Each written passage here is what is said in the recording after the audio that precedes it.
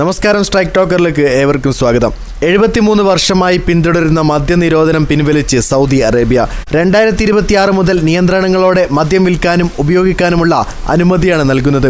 Expo 2030, FIFA ലോകകപ്പ് 2034 എന്നിവയോടനുബന്ധിച്ചാണ് തീരുമാനം.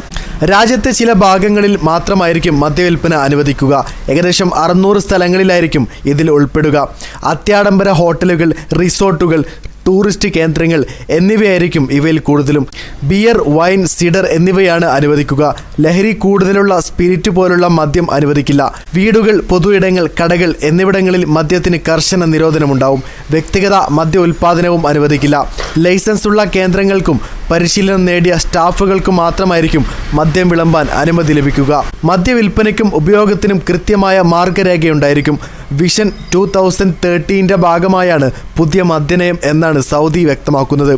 സമ്പദ്ഘടനയുടെ വളർച്ചയ്ക്ക് ലക്ഷ്യമിട്ടുള്ള ദേശീയ പദ്ധതിയായാണ് പുതിയ പദ്ധതിയെ കണക്കാക്കുന്നത്. വിനോദസഞ്ചാരം, വിനോദം, ആതിഥ്യം എന്നിവ മെച്ചപ്പെടുത്താനും ഇതിലൂടെ ലക്ഷ്യമിടുന്നു. പുതിയ മദ്യനയം തൊഴിലുകൾ സൃഷ്ടിക്കാനും വിദേശ നിക്ഷേപങ്ങൾ വർദ്ധിപ്പിക്കുമെന്നും വിലയിരുത്തലുണ്ട്. വിഷൻ 2030 ഭാഗമായി അടുത്തിടെ സൗദിയിൽ സിനിമാ നിരോധനം എടുത്തുമാറ്റിയിരുന്നു. 35 വർഷമാണ് സൗദിയിൽ സിനിമയ്ക്കും സിനിമാശാലകൾക്കും നിരോധനമുണ്ടായിരുന്നത്. വീഡിയോ ഇഷ്ടമായി ലൈക്ക് ചെയ്യുക, നിങ്ങളുടെ അഭിപ്രായങ്ങൾ രേഖപ്പെടുത്തുക. കൂടുതൽ വീഡിയോസുകൾക്കായി ഈ ചാനലിലൂടെ തന്നെ സബ്സ്ക്രൈബ് ചെയ്യുക. This is strike talker signing off.